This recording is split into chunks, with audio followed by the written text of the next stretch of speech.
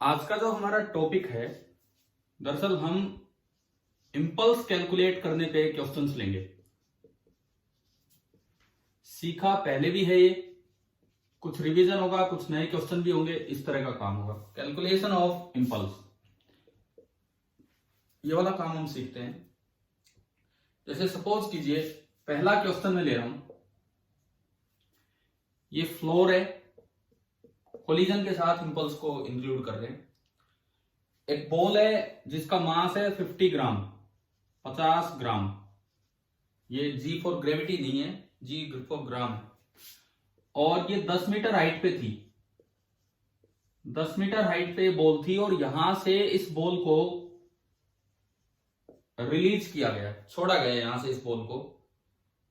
अब ये दिया गया है कि on colliding with ground, ground से टक्कर होने पे it loses 75% of its mechanical energy. Ground से टक्कर होने पे इसकी 75% मैकेनिकल एनर्जी नष्ट होगी, ऐसा क्वेश्चन में दिया गया है। और साथ ही साथ ये दिया गया है कि it remains in contact with ground, it remains in contact with ground for 0.03 second. बस एक इतने से इंस्टेंट के लिए ग्राउंड के कांटेक्ट में रही है बॉल। तो आपको बताना है दो चीजें या तीन चीजें मैं इसमें आपसे पूछूं कि आपको क्या क्या निकालना है। देखो, सबसे पहली चीज ई, कोफिशिएंट ऑफ रेस्टिट्यूशन। दूसरी बात जे, जे किसका सिंबल होता था? जे सिंबल हमने यूज किया क्या पहले? किसका किसका सिंबल होता है जे? क्या पीछे पहले कभी इंपल्स के लिए कोई सिंबल यूज किया है कि नहीं किया हमने? एंड थर्ड आपको बताना है एवरेज इंपल्सिव फोर्स। सपोज ये तीन चीजें आपसे पूछनी है, तो आपको इन तीन बातों का जवाब देना है। ये फ्लोर से टकराई है बॉल, टक्कर के दौरान जो इंपल्सिव फोर्स लगेगा, उसका इंपल्स, उसका मैग्नीट्यूड, ये सारी बातें आपको बतानी।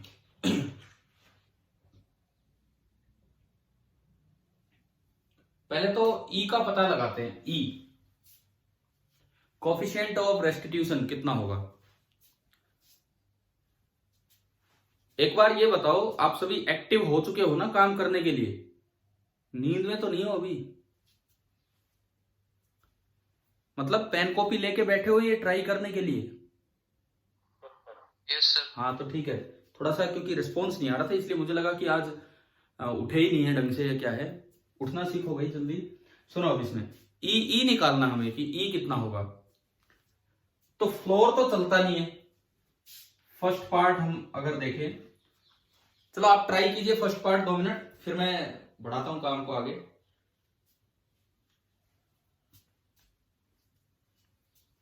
और आंसर दीजिए अगर फर्स्ट पार्ट का आंसर आ रहा है तो।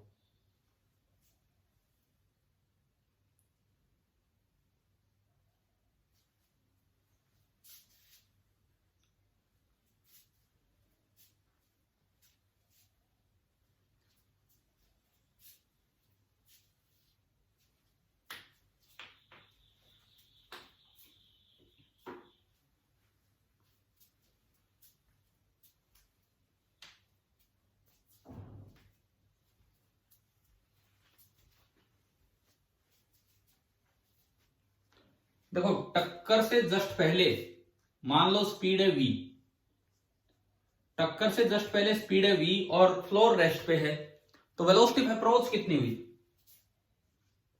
Before the collision velocity of approach कितनी हुई? अगर टक्कर से जस्ट पहले स्पीड v है जो √2gh होगी, उसकी वैल्यू मैं नहीं ले रहा अभी। अगर वो स्पीड v है और फ्लोर रेस्ट पे है, तो बॉल की वेलोसिटी ऑफ अप्रोच कितनी है अलोंग एलओआई? बोलो v है कि नहीं? फ्लोर रेस्ट पे और वो v बॉल v स्पीड से आगे टकरा रही है, तो वेलोसिटी ऑफ अप्रोच तो होगी v। ठीक है, अब सुनो, टक्कर के बाद जब ये बॉल चली होगी तो कितनी स्पीड से चली होगी बताओ।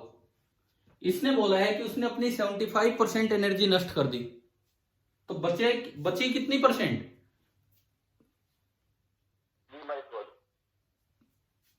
क्या क्या क्या, दोबारा बोलो। 25। देखो 75% नष्ट होगी तो 25% बची उसके पास। 25% मतलब 1/4, यानी कि 1/4 काइनेटिक एनर्जी बची है। अच्छा यहां लिखा है मैकेनिकल एनर्जी, तो पोटेंशियल में तो कोई चेंज है ही नहीं, just before and just after potential same है। अगर काइनेटिक एनर्जी 1/4 होगी है तो स्पीड कितनी हुई है, क्योंकि स्पीड का स्क्वायर आता है काइनेटिक एनर्जी में। बोलो, अगर काइनेटिक एनर्जी 1/4 होगी है तो स्पीड कितनी हुई है टक्कर के बाद? हाफ।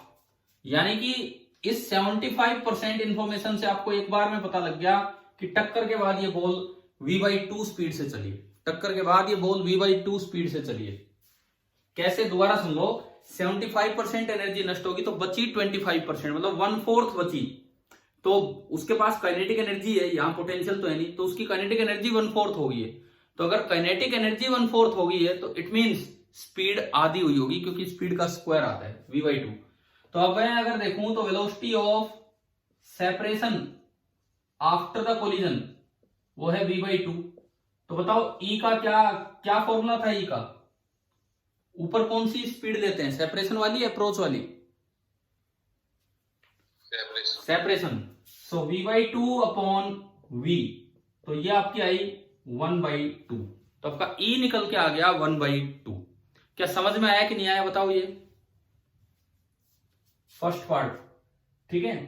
अब सेकंड पार्ट में आपसे पूछा है कि क्या पूछा है, इंपल्स।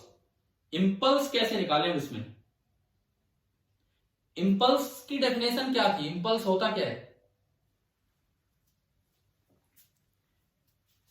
इंपल्स क्या होता है? किसी भी बॉल पे कितना इंपल्स लगा, कितना इंपल्स मिला उसको, इंपल्स का मतलब क्या होता है भाई? जो इंपल्स होता है आपको याद होना चाहिए, जैसे चेंज इन मोमेंटम, याद है कि नहीं? Change in linear momentum, it means impulse is equal to P final minus P initial, है ना भाई? याद आ गया होगा ये तो, P final minus P initial, ठीक है।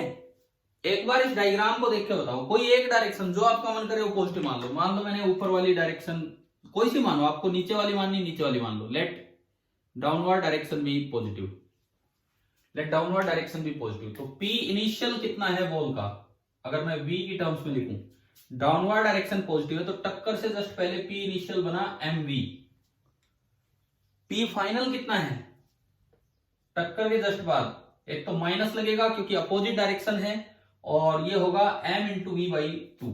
थोड़ा जवाब दो आप लोग, चुपचाप ही हो, मैं ही जवाब दे रहा हूं लगभग, आप बोला करो साथ साथ। बताओ, पी इनिशियल पी फाइनल दोनों लिखने आगे आपको? ठीक है। अब मुझे चेंज निकालना है, P final minus P initial. तो जे जो होगा इसका mode, that will B P final minus P initial, mode of P final minus mv/2 and minus mv। तो ये हो गया 3mv/2। माइनस साइन तो हट जाएगा क्योंकि हम मैग्नीट्यूड निकाल रहे हैं एक वेक्टर का।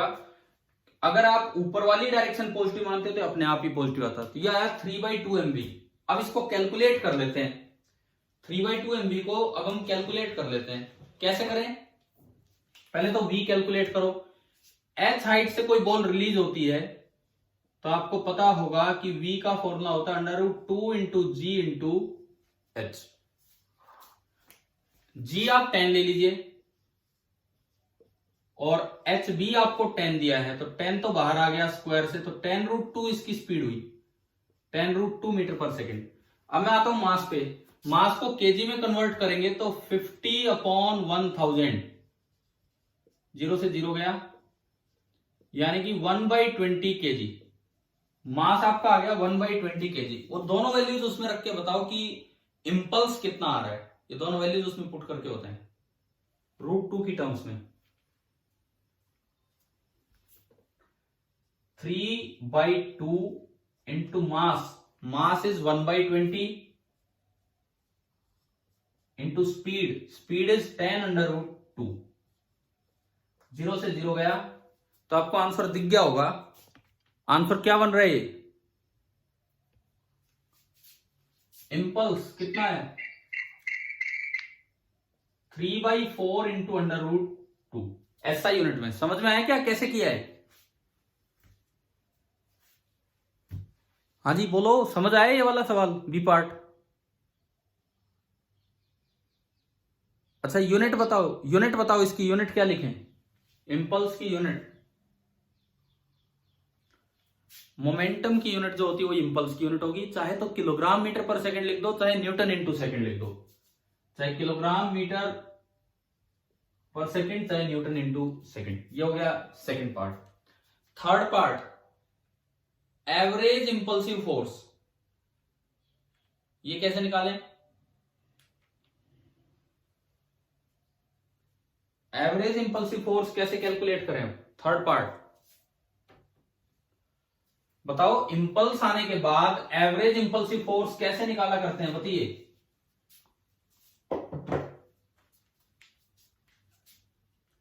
एवरेज इंपल्सिव फोर्स होता है impulse upon time taken, change in momentum upon time taken, delta P by delta T. ये होता है delta P by delta T. मैंने मिटा दिया, आप बताओगे डेल्टा पी कितना आया था अभी? ये ऊपर लिखा हुआ है 3/4 into √2 divided by delta T. Delta T आपका है, क्वेश्चन में दिया है 0.03, 0.03। तो 3 से 3 गया, 100 ऊपर गया, 100/4 25 इंटू √2 न्यूटन। अगर मान लो रूट में आंसर ना हो तो आप इसको लगभग मल्टीप्लाई कर लिया अगर 1.4 से, 25/400, 25×1 = 10, 35। This is nearly 35 Newton. तो ये आपका थर्ड पार्ट हो गया। ई आया था हाफ, जे इंपल्स आया था ये, और तीसरा पार्ट आ गया 35 न्यूटन।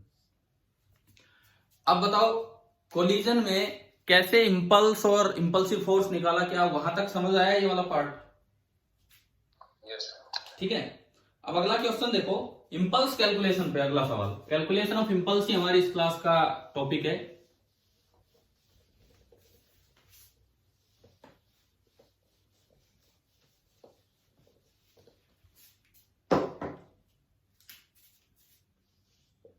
क्वेश्चन ये है कि ये कोई सीलिंग है, छत है, ऊपर एक रस्सी से एक ब्लॉक लटकाया हुआ था, लेकिन उस ब्लॉक को ना यूं ऊपर उठा के पकड़ा हुआ है। ये जो ब्लॉक है m मास का ब्लॉक, ये जहां ये रस्सी का भी ये पॉइंट दिख रहा है, यहां से h हाइट ऊपर उठा के और यहां से इसको रिलीज करना है। मासलेस रोप है ये, और ये मास m है, यहां से इसको रिलीज करेंगे। अब यूं बताओ क्या रस्सी में एकदम से झटका आएगा कि नहीं आएगा?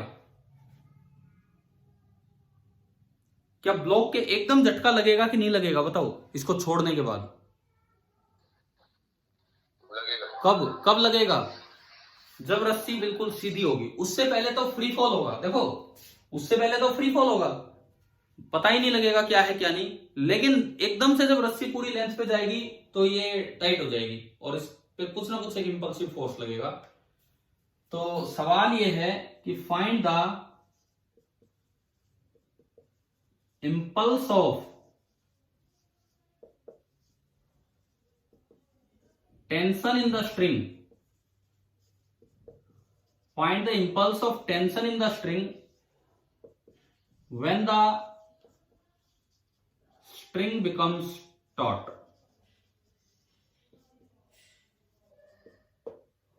जिस वक्त TAUT मतलब स्ट्रिंग जब सीधी होगी, टाइट होगी, उस वक्त कितना इंपल्स होगा टेंशन का, ये आपको बताना है।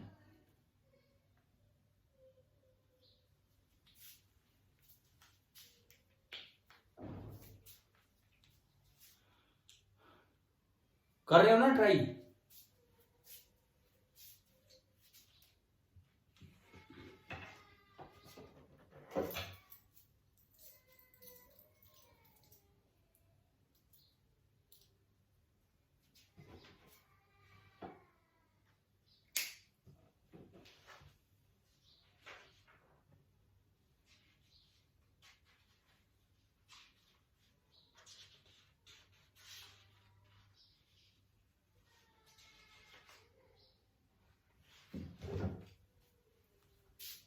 कीजिए, मैं आपका वेट ही कर रहा हूं, कुछ आप जवाब देंगे उसके अकॉर्डिंग।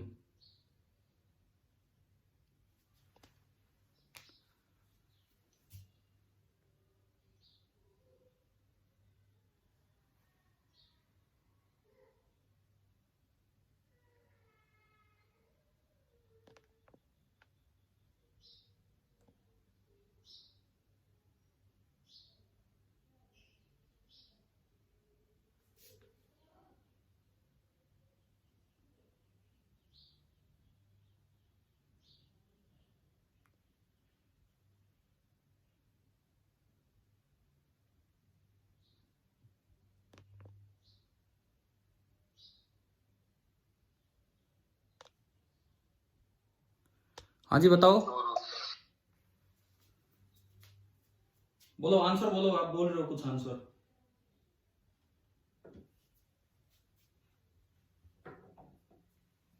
कोई बच्चा दे रहा था ना अभी आंसर, बोलिए। 2√10। तो मुझे तो मास भी नहीं पता कितना, मुझे तो हाइट भी नहीं पता, फिर 2√10 कैसे आ गया? ना तो मास पता ना हाइट पता, तो इनकी टर्म्स में आएगा आंसर। 2√10 तो आ ही नहीं सकता है।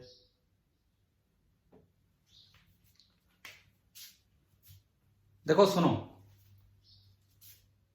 ध्यान से सीखो, आप ये सीख लो फिर मैं अगला दूंगा आपको करने के लिए, बिल्कुल ऐसा ही थोड़ा सा चेंज करके। मुझे निकालना है इंपल्स ऑफ टेंशन। अब एक ही इंपल्सिव फोर्स लगेगा, असल में तो ब्लॉक पे दो फोर्स लग रहे होंगे, एक mg और एक टेंशन, परंतु mg तो इंपल्सिव होगा नहीं, इंपल्सिव ओनली कौन सा होगा? टेंशन। यानी कि जो भी चेंज इन मोमेंटम आया होगा उस झटके की वजह से, वो सारा टेंशन का इंपल्स होगा। आपको याद हो एक बार हमने क्वेश्चन लिया था कि बॉल छोड़ी, एक्टोड मशीन थी और उसको आके पेन से टकराई, नीचे एक फ्लैट डिस्क सीधी थी, है ना? तो वहां तो क्या हो रहा था, दो दो इंपल्स आ रहे थे, जो टक्कर हुई उसकी नॉर्मल रिएक्शन का भी और एक टेंशन का भी। तो वहां भी मैंने आपको इंपल्स मोमेंटम इक्वेशन बनानी सिखाई थी उस समय, इंटीग्रल एनडीटी और इस तरह से करके।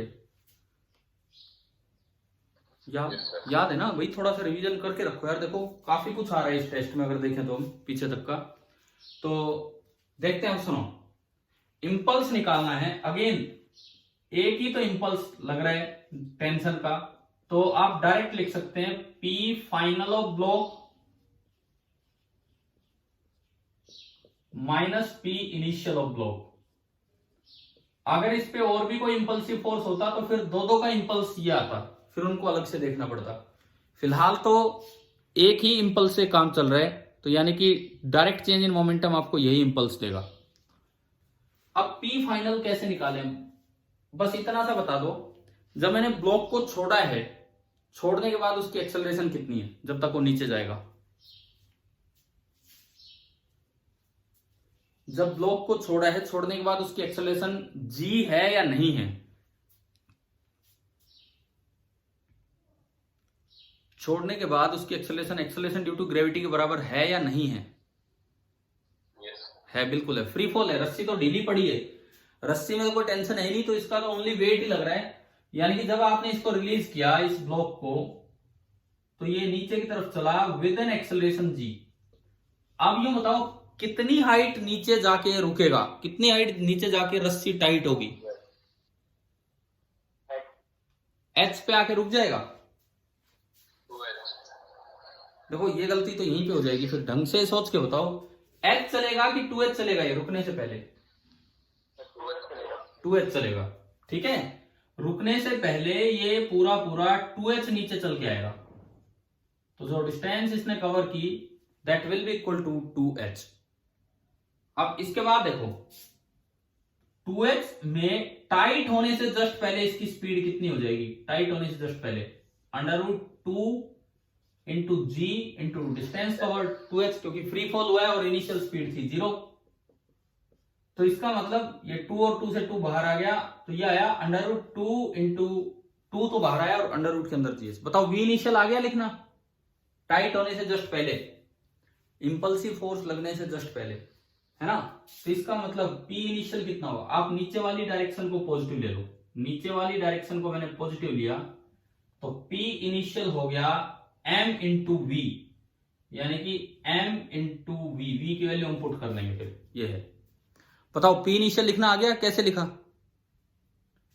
ठीक है, ये तो है उस इंस्टेंट से जस्ट पहले जब रस्सी टाइट होने वाली है, और रस्सी टाइट होते ही, रस्सी टाइट होने के बाद ब्लॉक की स्पीड कितनी होगी? क्या ब्लॉक और चलेगा?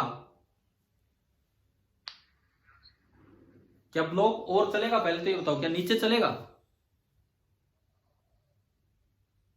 पहला सवाल, क्या और नीचे जा सकता है रस्सी जब पूरी एल लेंथ पे अपनी जा चुकी है तो? नहीं जा सकता। दूसरा सवाल, क्या ऊपर उठेगा?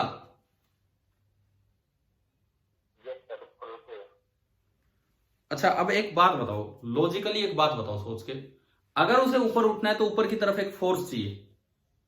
इस पे कौन कौन से फोर्स लग रहे हैं? एक तो वेट, वेट तो हमेशा किधर लगता है? नीचे, वेट हमेशा नीचे। दूसरा है रस्सी का फोर्स। हमने बहुत पहले कंस्ट्रेंट के समय पढ़ा था कि रोप कैन ओनली क्या कर सकती है? रोप पुल कर सकती है, पुश नहीं कर सकती है। तो जैसे ये टाइट होगा, मे भी रोप ने इसको खींच दिया हो सकता है कि नहीं ऐसा? भाई रोप में टेंशन आई हो, मे भी रोप ने इसको खींच दिया हो, मे भी इस तरह का कुछ पॉसिबल हो। क्या ये बात आ रही है समझ में? ठीक है, अब हम उस चीज को कंसीडर नहीं कर सकते यहां पे, क्योंकि ऐसा कुछ दिया नहीं हमें क्वेश्चन में, कुछ भी इंफॉर्मेशन नहीं दी कि टाइट हुआ तो ये कितने से खींचा। तो हम ये मान के चलेंगे कि बस वो टाइट होके रुक गया है, वो टाइट होके और वो रुक गया है, वो दोबारा से ऊपर नहीं खींचा है। एक्चुअली खींचेगा ऊपर, डेफिनेटली खींचेगा। क्यों? क्योंकि रस्सी की टेंशन इंपल्सिव है, तो वो एक बार तो बहुत ज्यादा आएगी, रस्सी की टेंशन एक बार बहुत ज्यादा आएगी, और मास जो है, वेट जो है वो नॉन इंपल्सिव है तो ऊपर जाएगा, लेकिन फाइनली रुक तो जाएगा, एक बार ऊपर जाके रुक तो जाएगा। तो हम इंपल्स, टोटल इंपल्स बता रहे हैं, टोटल इंपल्स बता रहे हैं कि जस्ट टाइट होने से पहले क्या स्पीड थी और टाइट होने के बाद क्या स्पीड रही होगी। तो बाद में तो ये रुक ही गया है। समझ में आ रही क्या बात है? यहां पे जो एक, जो बीच का पॉइंट था वो मैंने क्लियर किया है। ऐसा नहीं कि सीधा रुक जाएगा, जैसी रस्सी टाइट होगी एकदम से इंपल्सिव फोर्स लगा तो वो काफी ज्यादा होगा, तो मे भी वो वेट से ज्यादा है तो वो उसको ऊपर खींच दे, लेकिन फिर से वो नीचे जाके रुक जाएगा आराम से। तो हम ये देख रहे हैं कि टाइट होने से जस्ट पहले क्या स्पीड है, एंड वो थोड़ा बहुत अगर अंतराल हम नेग्लेक्ट करें तो फाइनली रुक गया है तब क्या स्पीड है। तो अब ये बताओ, जब ये रुका है तो पी फाइनल कितना होगा? 0। तो चेंज, इंपल्स होता है change, P final minus P initial, इसका मोड लेना है मुझे, positive value, 0 minus M V का मोड, यानी कि आ गया एम वी, और वी आपने निकाला 2 इंटू रूट जी एच। तो इस क्वेश्चन का जो आंसर बना वो बन गया m इंटू वी है 2 इंटू रूट जी एच, यानी कि 2m into under root G H. थोड़ी सी अनसर्टेनिटी है कि हमें नहीं पता टाइट होने के जस्ट बाद उसकी स्पीड क्या होगी। अगर वो दे रखा होता क्वेश्चन में तो फिर हम पी फाइनल उससे निकाल लेते। समझ में आ रही है ये बात? अगर ऐसा कुछ बताया होता कि टाइट होने के बाद एकदम से ऊपर इतनी स्पीड से उठाए, मान लो कुछ भी दिया होता, सपोज ये v से तो नीचे गया और पता लगे कि v से ही ऊपर उठ गया एकदम से, तो फिर p फाइनल 0 नहीं, तो फिर p फाइनल लिखते माइनस एम वी। अगर बिल्कुल v स्पीड से एकदम ऊपर उठा है तो p फाइनल होता माइनस एम वी, और फिर उन दोनों का डिफरेंस हो जाता 2mv, तो आंसर इससे डबल हो जाता। समझ गए हो ना? क्वेश्चन टू क्वेश्चन वेरी करेगा क्या दिया है क्या नहीं। कुछ नहीं दिया तो आप रेस्ट पर मान के चलो। चलो ये आया यहां तक समझ?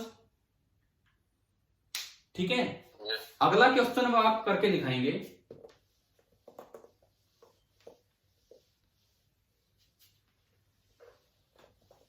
नेक्स्ट जो क्वेश्चन है उसमें भी हम ऐसा ही कुछ अरेंजमेंट लेंगे।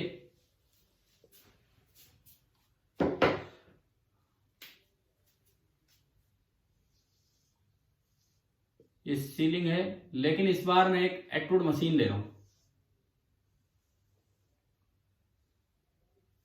और इस साइड एक मास 2m है, और वो रखा हुआ है, फ्लोर पे रखा हुआ है, और दूसरी साइड कोई मास m था लेकिन उसको ऐसे ही किया हुआ हमने।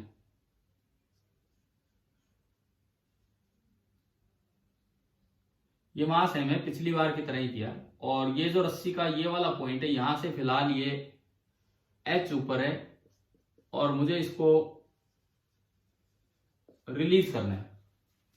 थोड़ा फर्क हो गया, पिछली बार वो छत से अटैच थी, इस बार ये दूसरी साइड ब्लॉक से अटैच है, वो ब्लॉक फ्री है चलने के लिए अगर उस पर कोई धक्का लगेगा तो इसमें आपको बताना है वही सवाल, find the impulse of tension in the string when the string becomes taut। चलो ये अब आप ट्राई कीजिए, आराम से ट्राई कीजिए।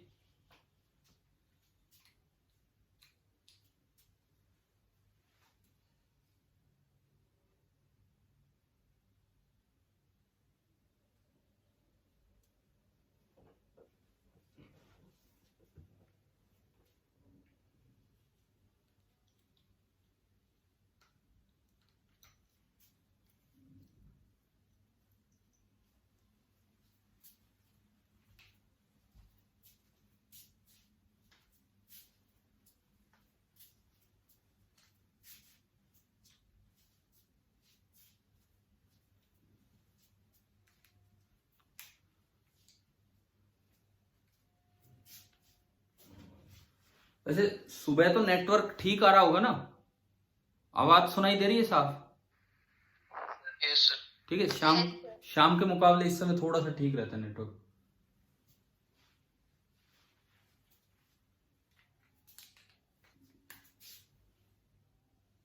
आप ये करके दिखाओ ये सवाल, तभी मैं समझूंगा कि हाँ कुछ समझ आया है।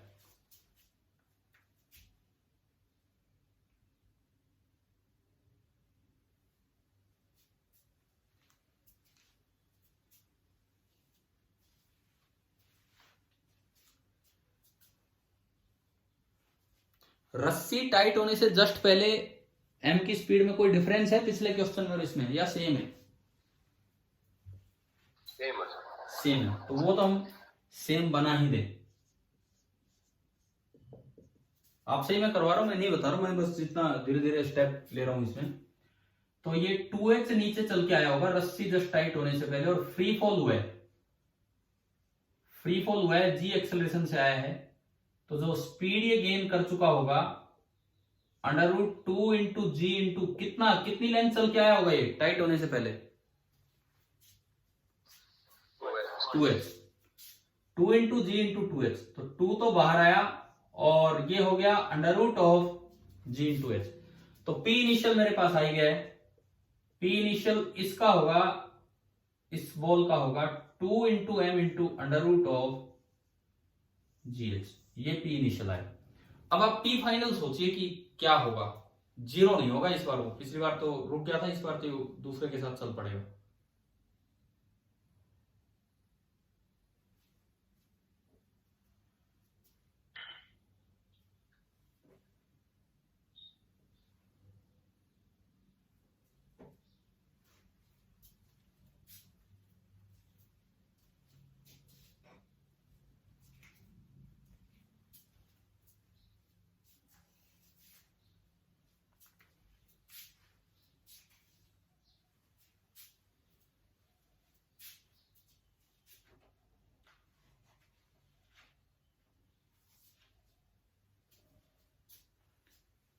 P फाइनल के लिए आपको V फाइनल चाहिए।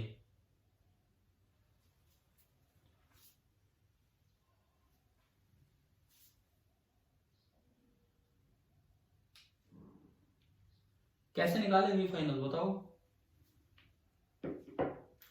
देखो मैं बताऊं कि आपने कुछ कॉन्सेप्ट लगाया है V फाइनल निकालने के लिए।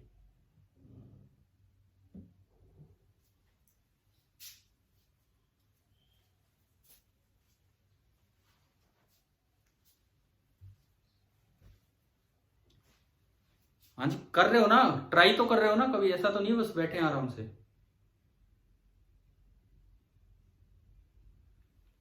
हिंट देता हूं मैं आपको, पीछे करवाए ऐसे सवाल पूरे सिस्टम पे along the string momentum conservation लगाना सिखाया था कभी? Yes sir. पूरे सिस्टम पे जस्ट उस इंस्टेंट से पहले रस्सी टाइट होती है तब मोमेंटम देखो, और जस्ट उस इंस्टेंट के बाद जब रस्सी टाइट होती है तब मोमेंटम देखो, और अलोंग द मोशन आप मोमेंटम कंजर्व करवा दो, उससे भी फाइनल निकलेगा। ये तो वी इनिशियल है, ये तो वी इनिशियल है टाइट होने से जस्ट पहले, वी फाइनल उससे निकलेगा।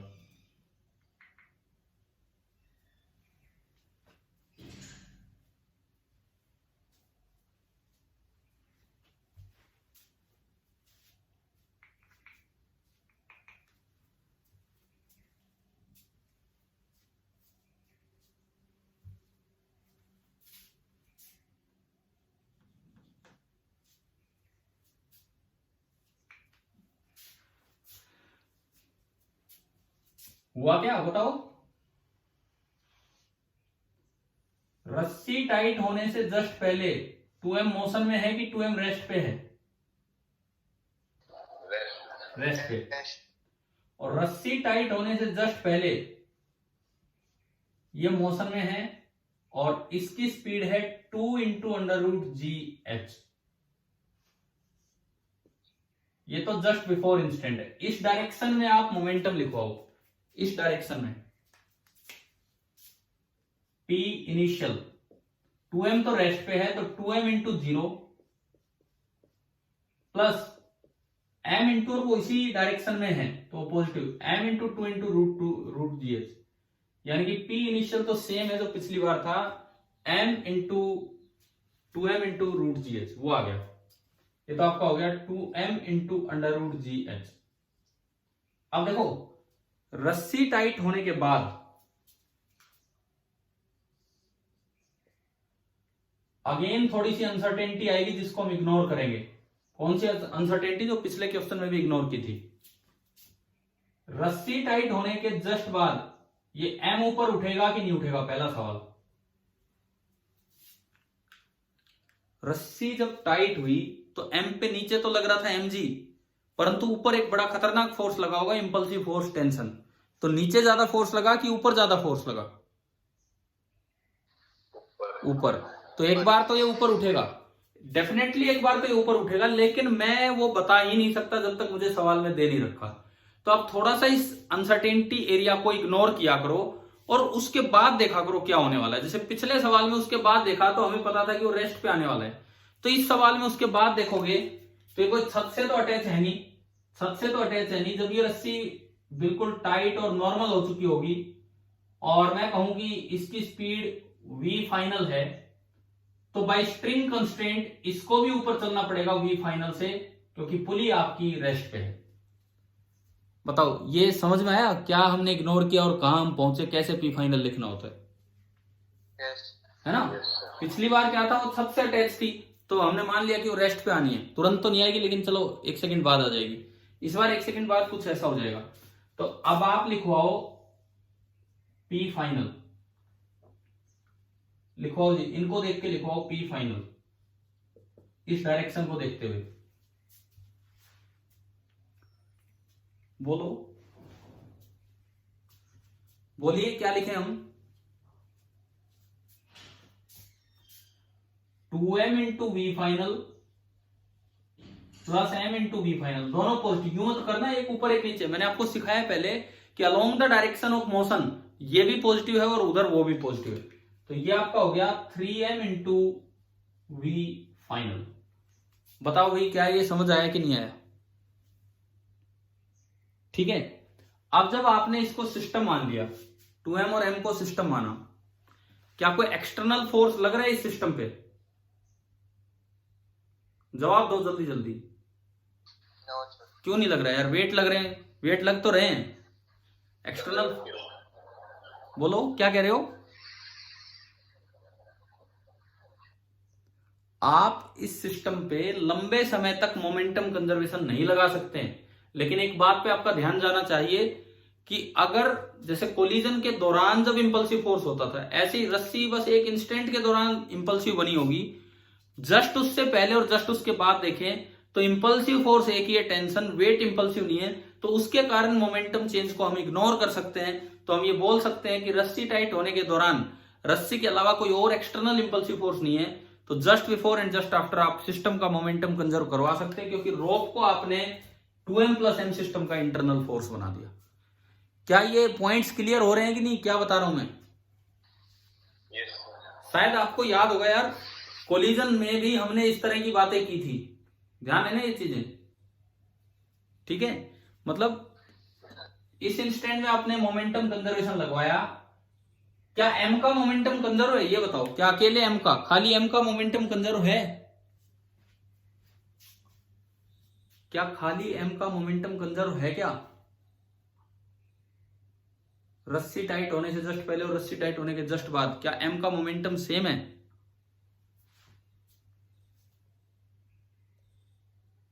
बोलो, जवाब दो।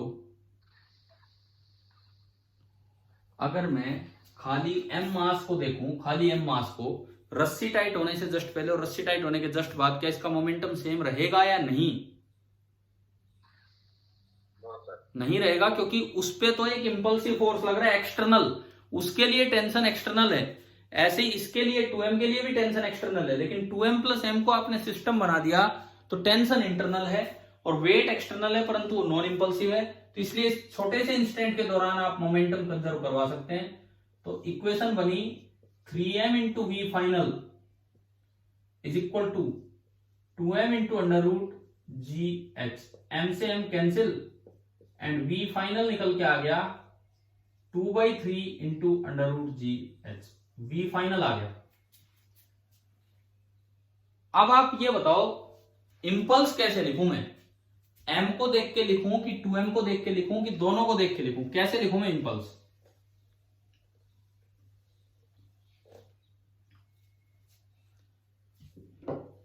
किसको देख के इंपल्स लिखा जाएगा टेंशन का, या दोनों को देख के लिख सकते हैं?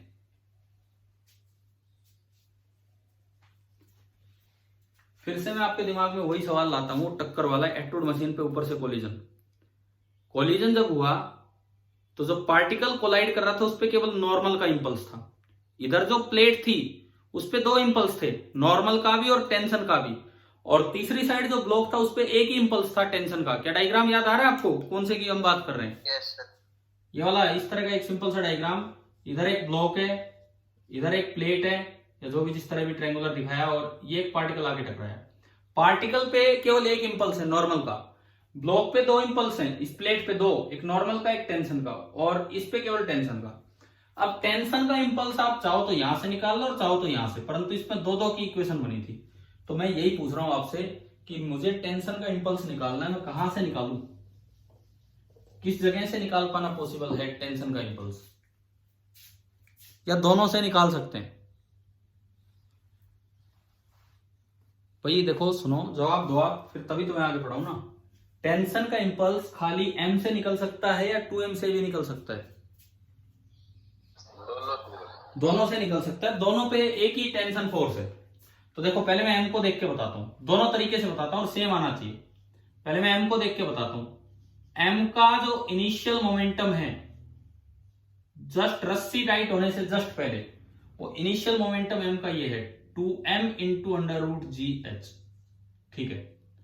और m का जो फाइनल मोमेंटम होगा रस्सी टाइट होने के कुछ देर के बाद, जिस तरह से चला है p फाइनल, तो p फाइनल अभी हमने निकाला, वेलोसिटी आ गई इंटू m कर दो, तो 2/3 into m into under root G H, दोनों नीचे हैं, नीचे वाली डायरेक्शन ही मैंने पॉजिटिव मान ली। तो change in momentum is impulse, calculate करो यहां से रूट जी एच और m की टर्म्स में कितना आ रहा है। तो अगर मैं यहां से j देखता हूं, p फाइनल, मोड़ तो लेना होगा, मोड़ तो लेना होगा, p final 2/3 m root G H minus p initial 2m root G H का mode. m root G H तो कॉमन आ गया, 2/3 माइनस 2, 2/3 माइनस 2 कितना होगा, बोलो भाई। 2/3 माइनस 2 माइनस 4/3 आ रहा है।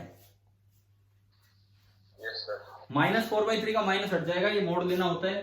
तो ये आया 4/3 times m into root G H. तो ये इंपल्स ऑफ टेंशन आ गई।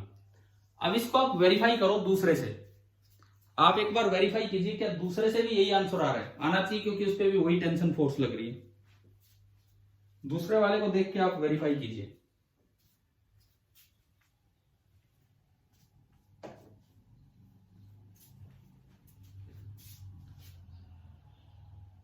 सेकंड को देखो आप, इसका पी इनिशियल कितना है, 2m का पी इनिशियल रस्सी टाइट होने से पहले 0 रेस्ट पे था, और इसका पी फाइनल ऊपर की तरफ है, तो मैं उसे नेगेटिव बोल देता हूं। मैंने नीचे वाली डायरेक्शन पॉजिटिव मान रखी, मैं उसे नेगेटिव बोल देता हूं। पी फाइनल कितनी स्पीड से चला है, वो भी तो इसी स्पीड से चला है, दोनों सेम स्पीड से चल रहे हैं। तो पी फाइनल होगा 2m इंटू 2/3 रूट GH, तो ये आया -4/3 m रूट GH। अगेन आपने J निकाला, एंड J होगा mode of P final minus P initial, तो पी फाइनल ये रहा -4/3 m रूट GH -0, और मोड लगाया तो माइनस हट जाएगा, तो आ गया 4/3 m इंटू रूट GH। आप बताओ क्या ये सेम आ गया कि नहीं? आ गया, समझ आ गया आपको? Yes sir. ठीक है, तो इस तरह के क्वेश्चंस भी आपको करने आने चाहिए। समझ में आ रहा है ना कि कैसे मतलब रस्सी में झटका रहा है। कोलिजन से थोड़ा अलग है, कोलिजन टाइप क्वेश्चन है, लेकिन कोलिजन से थोड़ा अलग है। इंपल्स के ऊपर ये सवाल है, इस तरह के थे। ठीक है, एक और फाइनल क्वेश्चन में आपको मतलब इस तरह का आपको होमवर्क में दे रहा हूं, करके रखेंगे आपको क्वेश्चन, ट्राई करेंगे किस तरह से होगा। मान लो कि ये एक हॉरिजॉन्टल फ्लोर है,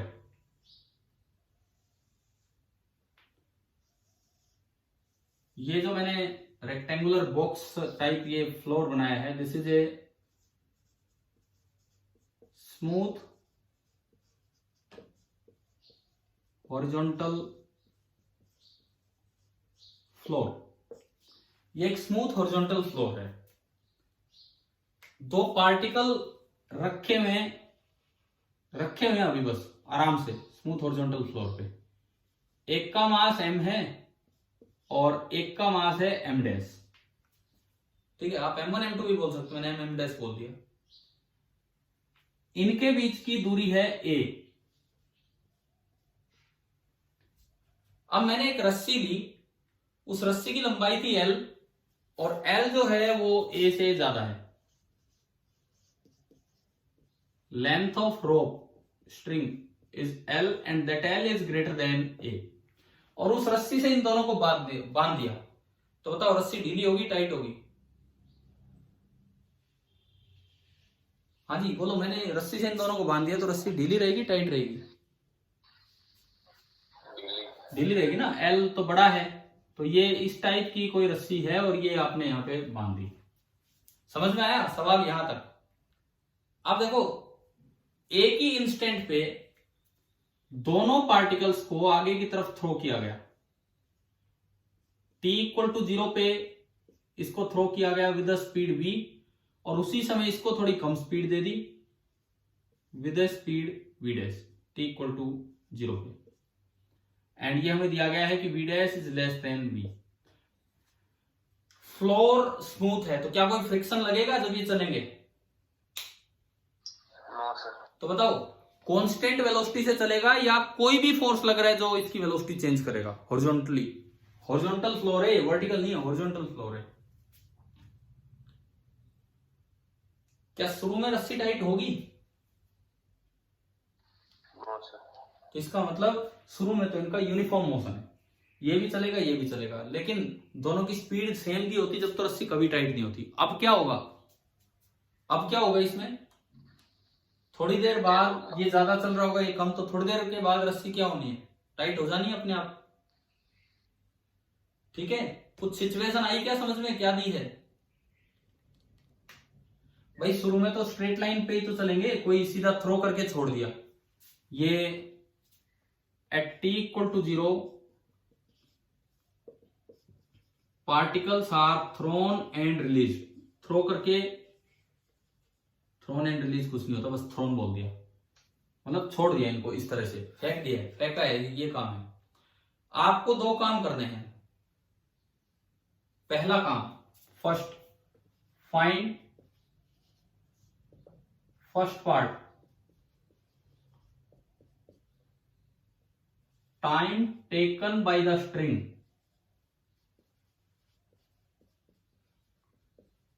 time taken by the string to become taut. कि भाई रस्सी t=0 पे अगर इनको अब यूं फेंका गया है तो रस्सी टाइट होने में कितना समय लेगी, पहली चीज तो ये। और दूसरा वही जो हम ये टॉपिक हमारा चल रहा है, impulse of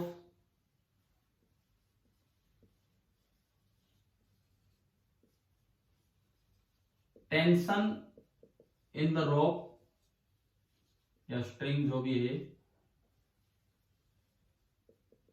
when it becomes taught. अगर टाइट हो जाती है तो उस वक्त क्या इंपल्स होगा, एक आपको ये देखना है। जब ये टाइट हो जाएगी तो उस वक्त क्या इंपल्स होगा, बताओ भाई, कर लोगे ये ट्राई? Yes sir. चलो एक मिनट सुनो। इंपल्स का आप करेंगे घर से, ये अब ये करवा दो पहला पार्ट, क्योंकि पहला थोड़ा अलग पार्ट है, इंपल्स तो निकालना नहीं है, पहला थोड़ा अलग पार्ट है, काइनेमेटिक्स का पार्ट है पहला।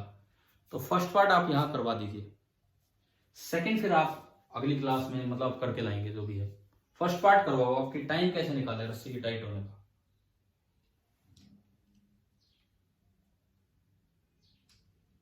आप ट्राई कीजिए 2-3 मिनट, फिर उसके बाद हम देखते हैं कैसे होगा।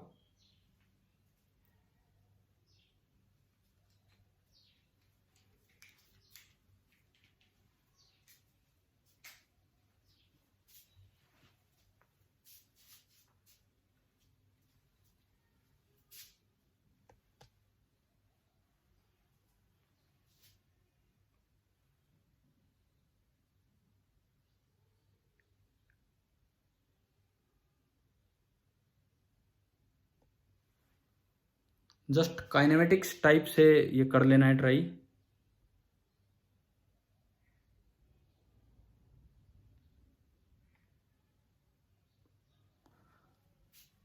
अच्छा ये बताओ, रस्सी टाइट होने की कंडीशन क्या है, कि दोनों पार्टिकल्स के बीच का सेपरेशन कितना हो जाए। Yes sir. समझ गए हो, रस्सी टाइट कब होगी, जब दोनों पार्टिकल्स के बीच का सेपरेशन कितना हो जाए, एल हो जाए। तो बस आपको काइनेमेटिक्स लगानी है और कुछ नहीं। मान लो कैपिटल टी टाइम पे रस्सी टाइट हुई है, सपोज ये मैंने माना, तो जब तक रस्सी टाइट नहीं होती तब तक तो इनका पाथ यही चलना है, यही स्ट्रेट लाइन पाथ चलना है, कोई और फोर्स तो लग ही नहीं रहा। तो कैपिटल टी टाइम में ये बॉल कितना आगे आ चुकी होगी, ये तेज चल रही है, v स्पीड से फेंकी है और कोई फोर्स है नहीं, तो यूनिफॉर्म मोशन है। तो कैपिटल टी टाइम में ये बॉल कितना आगे आ चुकी होगी बताओ। डिस्टेंस कितना कवर किया होगा इसने टी टाइम में।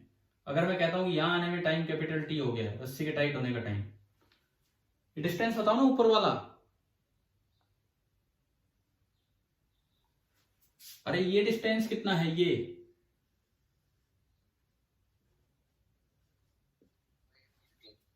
v into T. इनमें इतना टाइम मत लगाया करो ये चीजें बताने में, ये डिस्टेंस होगा v इंटू टी। सिमिलरली दूसरा अपनी स्पीड से चल रहा होगा स्ट्रेट लाइन पाथ में, और टी टाइम ये कम स्पीड से है तो धीरे चला होगा। t equal to T time पे ये यहां पहुंच लिया। ये डिस्टेंस कितना है, ये वाला distance v dash into T, ये जो होगा this will be v dash into T. और इस वक्त ये रस्सी ऐसी होगी है, और जस्ट अगर ये टाइट होनी है तो टाइट कब होगी, जब रस्सी की लंबाई, इन दोनों के बीच का सेपरेशन रस्सी की लंबाई के बराबर हो जाए। यानी कि ये जो लेंथ है, ये लेंथ कितनी हो जाए, एल। क्या रस्सी टाइट होने का डायग्राम आ गया समझ में। ये टाइम टेकन हमने मान लिया टी। हाँ भाई बताओ, रस्सी टाइट होने का डायग्राम आ गया समझ, ठीक है। अब ये बताओ यहां से कैलकुलेट कैसा होगा, कैसे होगा ये टी कैलकुलेट।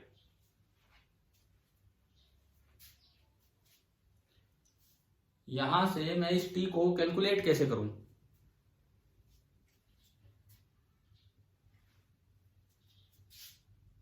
मैंने यहां से एक परपेंडिकुलर डाला, ये पूरी लेंथ वी टी, ये वी डैश टी, तो ये कितना बचा? ये वाली लेंथ, ये लेंथ कितनी बची? वी टी में से वी डैश टी घटाओगे तो टी कॉमन आया, तो ये बचा V minus V dash into T. हाँ जी बताओ, ये समझ आया ये स्टेप? ठीक है, ये सेपरेशन कितना है? दो लाइंस के बीच का सेपरेशन, इन दो लाइंस के बीच का सेपरेशन ए, वो जो इनिशियल सेपरेशन है वो है। और ये सेपरेशन इस समय हो चुका है एल, तो बताओ क्या क्या क्या इक्वेशन बनेगी? पाइथागोरस दिमाग में आ रहा है ना यहाँ पे क्या करना है?